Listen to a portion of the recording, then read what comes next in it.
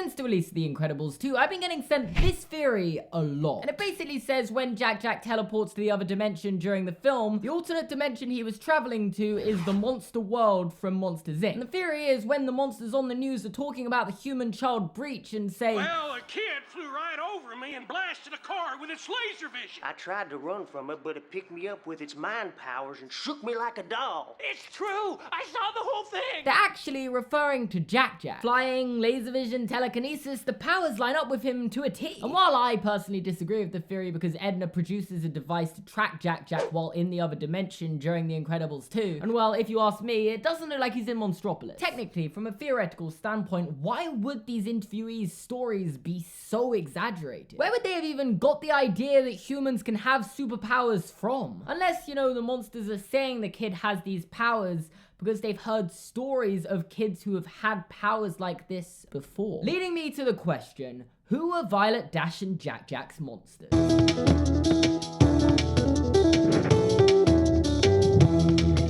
And I know you're thinking, whoa, Seamus, what a creative, intuitive, original idea. And thank you, I do try. Anyway, I'm sure you're familiar with the Pixar theory, and if you're not, that's a real shame because this video isn't going to make that much sense unless you're on board with the fact all the Pixar films exist in the same universe. And if you are, you're probably wondering, how on earth am I going to be able to provide proof that these kids even have a monster? Because considering how much research they do on each kid they scare, surely there is no way they would risk one of their scarers on a kid that could possibly kill them. And for the most part, I agree, that was most likely the case, at least with Violet and Dash. But Jack was different. He was assumed to have no powers by everyone, including his family. The only normal one is Jack, and he's not even toilet trained. Implying his powers blossomed much later than Violet and Dash's did. Which also means from the perspective of the monsters, they would have assumed he had no powers too, giving them no reason to not attempt to scare him, right? Those of us who are on board with that can probably agree that these statements, despite the obvious intention being jokes for adults watching the films about how people lie and over-exaggerate things in the media, do provide some sufficient evidence that there is some sort of story, maybe even a myth in the monster world that humans could have superpowers. This idea is benefited by the fact that most monsters know very little about the human world, and even scarers who travel to it for a living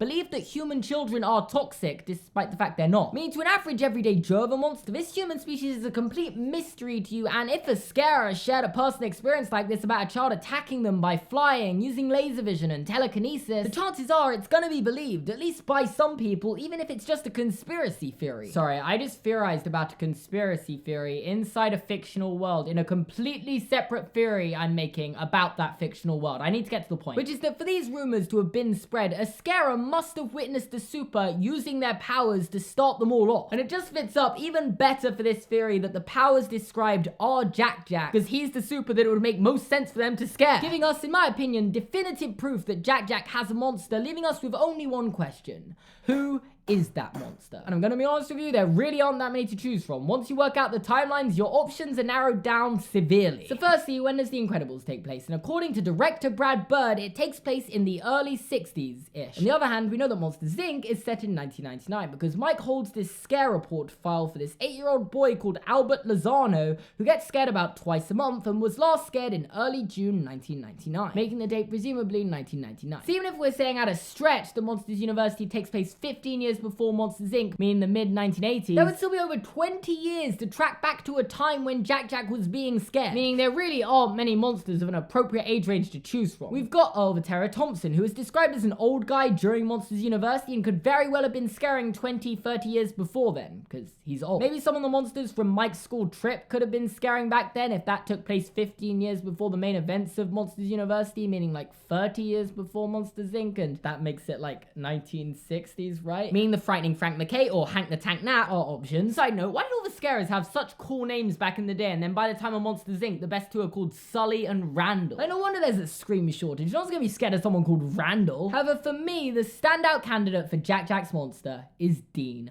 Hardscrabble. And you know what? I think you're gonna be surprised how much sense it all makes. Get it? Surprised? Oh wait, I haven't made that joke yet. You'll get that in like a few... You know what? It doesn't matter. Firstly, we know a key trait of Hardscrabble's personality that is thrown in our face in Monsters University is her connection to being surprising. Starting with the fact literally the first line said when she's introduced to us is, Dean Hardscrabble. This is a pleasant surprise. A pleasant surprise. Of course, more notably, she makes a big deal about how she's not easily surprised and doesn't believe she can be surprised. Surprise me? I doubt that very much. And last of all, her entire final speech at the end of the film was about being surprised and how it isn't necessarily a bad thing. You surprised me. Perhaps I should keep an eye out for more surprises like you in my program. Which would actually be quite the character arc if we knew the backstory to why she doesn't like being surprised. And maybe she's just a very cynical character, but the fact she likes to make such a point out of it makes me think there's something underneath the surface. What could have happened in her past that was so shocking that any unexpected future events just have no effect on her? And while we've got no canon backstory to what this traumatic experience could be, we all know of something that would definitely be surprising enough to leave her this way. Being Jack's monster. At first it would have just been a normal day, he'd have been a new door, she'd have went in to scare him. But the minute she woke him up, he could have used an array of powers that we know he has, and well, he could have nearly killed her, causing Dean Hardscrabble, someone who is not only never surprised, but also seemingly never scared, to be absolutely terrified. Maybe to such an extent that she didn't even want to be a scarer anymore. However, that's all very theoretical, and I like to work with facts. So I've made a list of Dean Hardscrabble facts, starting with she created the scare games as a student and won them every year she competed. She broke the all-time scare record and had an illustrious scaring career despite only keeping one souvenir from it. And then finally retired from scaring to become a university dean, despite the fact she's clearly scary and you can definitely still be a scarer at her age. Sorry, has anyone ever stopped to wonder why Dean Hardscrabble, clearly an eager and ambitious scarer, made these out-of-character decisions? Except, yes, I literally just explained why. She was scared out of scaring by Jack. But being the fearless and fierce character she is, I don't think she'd have made like Pete Ward and ran out the room screaming when attacked by Jack. But the chances are it could have made her too afraid to scare kids again. It would have been completely traumatizing. How many other kids are like that? She probably had other questions, but I can't think of any at the moment. But Dean Hardscrabble, being the way she is, wouldn't want people to know she's too afraid to scare anymore, so overcompensates by making a point about how she's not afraid of anything. And while I don't doubt the door would have been shredded instantly after finding out Jack had powers, the monsters in charge wouldn't want the fact children can have superpowers getting out to the public, because you know that's going to decrease the number of people who want to grow up and be a scarer. And Dean Hardscrabble would have known if she tried to tell anyone this story, the company would have said she was insane and a liar, and it would have ruined her reputation. So instead, she went back to university to educate the next generation of scarers to make sure they were ready for what's out there, which is why she's so strict about who can and can't make it as a scarer. But because the truth always has its way of coming out one way or another, eventually the rumors of her all but too sudden departure started to surface. And this whole idea of children having powers became this myth, conspiracy theory sort thing amongst monsters, meaning when one finally broke into their world, they were expecting it to have these powers and were severely disappointed. The monsters who were there saw their minute of fame flash before their eyes and took it by exaggerating stories about what they imagined humans were like, which would explain why they spoke about Jack's powers. I don't know about you, but I'm honestly sold that Dean Hardscrabble was Jack's monster for approximately